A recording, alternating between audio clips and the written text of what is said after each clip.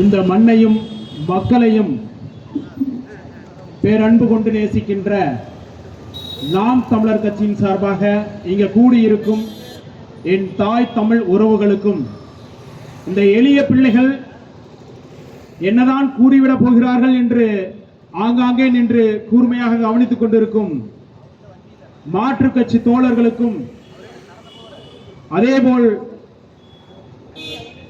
நாங்கள் என்ன பேசுகிறோம் என்று குறிப்பெடுத்துக் கொண்டிருக்கும் உளவுத்துறையினருக்கும் காவல்துறை அதிகாரிகளுக்கும் அனைவருக்கும் அதற்கான வணக்கத்தை தெரிவித்துக் கொள்கிறேன்.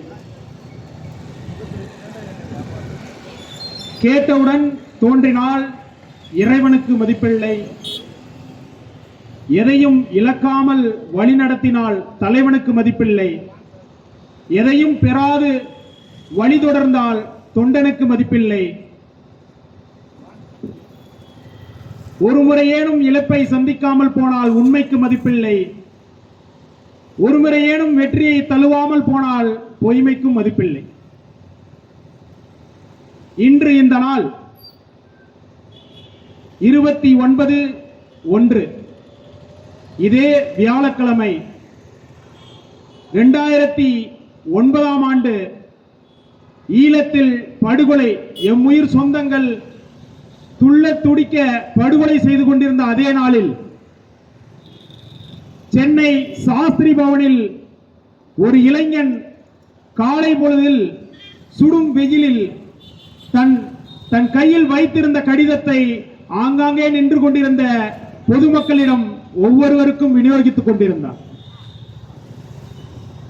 தான் கொண்ட இலக்கை அந்த கடிதத்தில் வடித்து தங்களுக்கான நீதியை இந்த மக்கள் பெற்றுத் தருவார்கள் என்ற நம்பிக்கையோடு அவன் அந்த கடிதத்தை ஒவ்வொருவரிடமும் தந்து கொண்டிருந்தான். மக்கள் அந்த கடிதத்தை வாங்கி என்னதான் அதில் இருக்கிறது என்று படித்துக் கொண்டிருக்கும் வேளையில் ஒரு அலறல் சத்தம் கேட்டுக் கொண்டிருந்தது. அது இடி முழக்கம் போல் முழங்கிக் கொண்டிருந்தது. தனி தமிழீழம் அமைத்திடாது, எங்கள் வாழ்வு மறைந்திடாது என்ற அந்த குரல் அண்ணன் ஈகி முத்துக்குமாருடையது.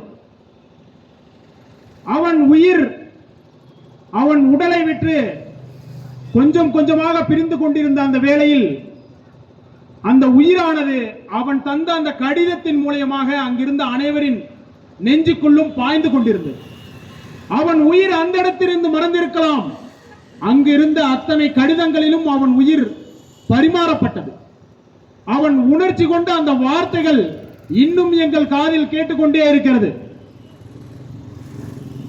சிறிதேனும் விட்டு விடாதீர்கள், எம் உடலை ஒரு ஆயுதமாக பயன்படுத்தியாவது தனி தமிழீழத்தை அமைத்து விடுங்கள், அது மட்டுமின்றி ஈழத்தில் நடக்கும் போரை இப்போதாவது நிறுத்தி விடுங்கள் என்ற அந்த குரல் ஒலித்துக் கொண்டே இருந்தது. அவன் குரல் இன்று வரை எங்கள் செவிகளில் கேட்டுக்கொண்டே இருக்கிறது. அது தனி தமிழீழமாகட்டும், இங்கிருக்கிற தமிழர்களின் விடியலாகட்டும். விடியல் அரசு என்று வந்தவுடன் விடிந்துவிடும் என்று நீங்கள் கற்பனையில் அந்த ஒற்றை பாடலில் உங்கள் வாக்கினை இவர்களுக்கு செலுத்தி உங்கள் வாழ்க்கையை முடக்கிவிட்டீர்கள் என்றுதான் நாங்கள் கூறுவோம். ஒவ்வொரு கூட்டத்திலும் நாங்கள் இங்கு முறங்கிக் கொண்டிருக்கிறோம். இவன் உயிர் பிரிந்தது எனக்காகவோ உங்களுக்காகவோ அவருக்காகவோ என்று தனிப்பட்ட முறையில் அல்ல, ஒட்டுமொத்த தமிழினத்திற்காக. அவன் உயிர் பிரிந்தது ஒரே ஒரு அரசியல்வாதியை காப்பாற்ற வேண்டும் என்பதற்காக அல்ல, ஒட்டுமொத்த ஈழ உயிர்களை காப்பாற்ற வேண்டும் என்ற எண்ணத்திற்காக. அவன் உயிர் பிரிந்தது ஒவ்வொரு நொடியும் அவன் கருகி செத்த பொழுது அவன் நெஞ்சார்ந்து நினைத்தது ஈழ தமிழீழ மண்ணில் என்றாவது ஒரு நாள் தமிழீழம் அமைந்துவிடும் என்று என் தலைவன் அன்று உறக்க சொன்னது என்றாவது ஒரு நாள் நடந்துவிடும் என்பதற்காக. அதை நாங்கள் நடத்தியே தீர்வோம். ஏன் என்று கேட்டால், ஏதோ ஒரு காங்கிரசின் சண்டையில் பிறந்த திராவிடர் கழகம் போலவோ, ஏதோ ஒரு சண்டையில் திராவிடர் கழகத்தில் இருந்து பிரிந்த திமுக போலவோ, ஏதோ ஒரு சண்டையில் பிரிந்த திமுகவில் இருந்து பிரிந்த அதிமுக போலவோ நாம் தமிழர் கட்சி அல்ல. எந்த ஒரு அரசியல் பின்புலமும் இல்லாது வெறும் புழுதிக்காட்டிலிருந்து ஒரு மனிதன் பிறந்து வந்து இந்த மண்ணை நேசிக்கின்ற ஒரு மனிதனாய் மாறி யாரோ ஒரு பெரியாரை தூக்கி பிடித்து பேசிய பிறகும் கூட தன்னை என்றாவது ஒரு நாள் இந்த தமிழ் மண்ணிற்காக அர்ப்பணிக்க வேண்டும் என்ற எண்ணம் அவன் மனதில் எப்பொழுது உதித்தது? 6 படை கட்டி ஆண்டையன் தமிழின மன்னர்களைப் போல 6 படை கட்டி தமிழீழ விடுதலைக்காக தமிழர்களுக்காக போராடிய எம்முயிர் தமிழன் தலைவன் பிரபாகரனை சந்தித்த பிறகுதான் என் அண்ணன் உயிர் பெற்று தமிழ் தேசியத்தை நோக்கி நடைபெற்றான். அந்த தமிழ் தேசிய இலக்கை நோக்கி அவன் நடைபெற்ற பொழுது ஒட்டுமொத்த 1,75,000 தமிழீழ உறவுகளின் உடலில் குருதியில் இருந்து எழுந்து வந்ததுதான் நாம் தமிழர் கட்சி. எங்கோ ஒரு திசையில் புலிகொடி இறக்கப்பட்டது என்று தமிழ்நாட்டில் இருந்த வஞ்ச கூட்டமும் இந்தியாவில் இருந்த ஒட்டுமொத்த கூட்டமும் தனக்கேலும் தலைக்கேறிய சருகணத்தோடு நிமிர்ந்து நின்ற பொழுது அன்று எதிர்ந்து வந்தது நாம் தமிழர் கட்சி. தமிழ் மண்ணில் அதே ஈழ விடுதலை போரின் பொழுது 2009 இங்கு புலிகொடியை ஏற்றி காட்டினார் என் கண்ணன் செந்தமிழன் சீமான். அவன் கையில் இந்த நாட்டை ஒப்படைக்கத்தான் கடந்த 15 ஆண்டு காலம் நாம் தமிழர் கட்சி எனும் ஒரு கட்சி கிட்டத்தட்ட 15 ஆண்டு காலம், 10 ஆண்டு காலம் அரசியல் வாழ்க்கை, 5 ஆண்டு காலம் இங்கு இயக்க அரசியல் என்று அனைத்து அரசியலும் செய்து தொடர்ந்து போராட்ட களம். இந்த மாதம் கூட 26 போராட்டங்கள் தமிழ் மண்ணுக்காகவும் தமிழ் மக்களுக்காகவும் தொடர்ந்து நடத்திக் கொண்டிருக்கிறோம். என்ன செய்துவிட்டது நாம் தமிழர் கட்சி?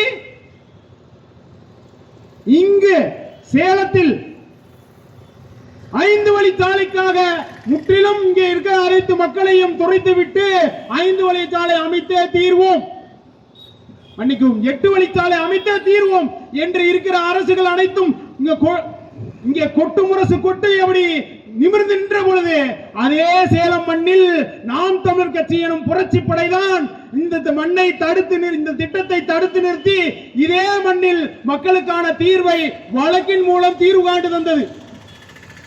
ஈட்டுணை திட்டமா? அதற்கும் நாம் தமிழர் கட்சி தான்.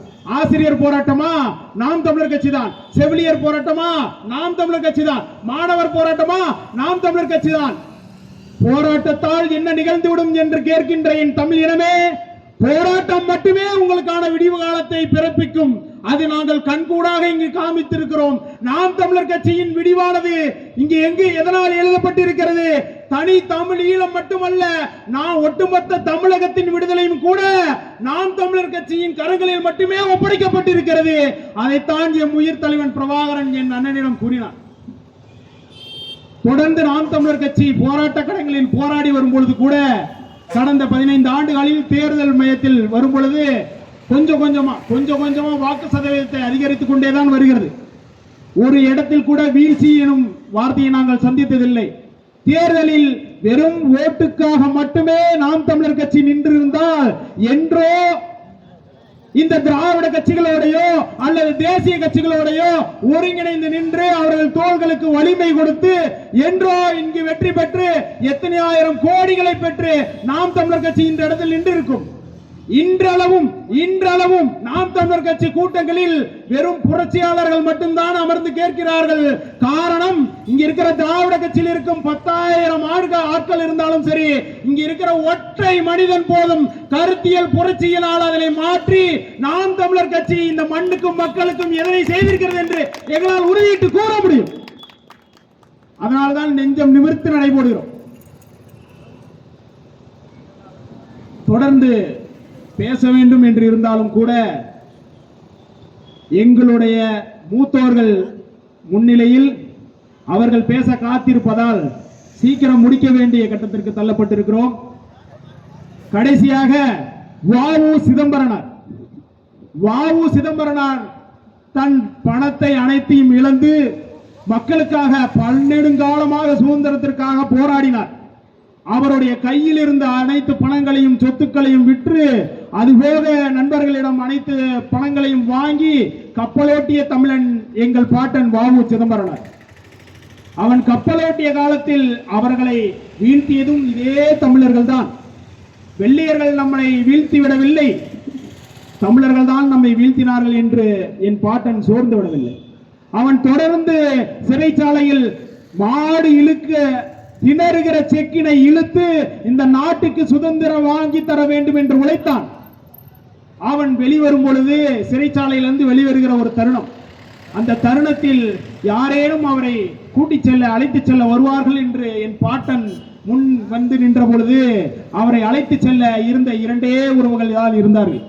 முதலில் அவருடைய கணக்கு பிள்ளை வெளிவரும் பொழுது, ஐயா இது நன்றி கெட்ட உலகம் ஐயா, இத்தனை சொற்றுக்களையும் வித்து இந்த மண்ணுக்காக சுதந்திரத்தை வாங்கித்தர நீங்கள் எண்ணிய போதும் கூட, இத்தனை இன்னல்களை சுமந்து நீங்கள் வெளிவரும் பொழுது கூட இந்த மக்கள் உங்களிடையே வந்து நிற்கவில்லையே, நீங்கள் வரும்பொழுது உங்களை வரவேற்க கூட அவர்கள் வரவில்லையே என்று அவரிடம் கேட்ட பொழுது அவர் சொன்ன, அவர் வாயிலிருந்து உதித்த வார்த்தைகள் எவை? அது எல்லாம் எதிர்பார்த்தா பிள்ளை, நாம் இந்த நாட்டுக்காகவும் மக்களுக்காகவும் போராடினோம் என்று கூறினான் என் பாட்டன். அதே போலத்தான் நாம் தமிழர் கட்சி பிள்ளைகளும் இந்த மண்ணுக்காகவும் மக்களுக்காகவும் எப்பொழுதும் போராடி கொண்டே இருப்போம். போராட்ட களம் என்று ஓயும் ஒரு போராளி முழுமையாக தன் இன்னுயிரை போர்க்களத்தில் ஈடும் பொழுது மட்டுமே அந்த போராட்டம் ஓயும். அதே போல் நாம் தமிழர் கட்சி ஆட்சிக்கு வந்தாலும் சரி வராவிட்டாலும் சரி, தமிழ் மண்ணுக்காகவும் மக்களுக்காகவும் இங்கு இருக்கிற அனைத்து மக்களுக்காகவும் அனைத்து உயிர்களுக்காகவும் அனைத்து மேடையிலும் முழங்கிக் கொண்டே இருக்கும் என்று கூறி நான் விடைபெறுகிறேன். நன்றி, வணக்கம். தமிழ் தாய் வாழ்க, தலைவர் பிரபாகரன் வாழ்க.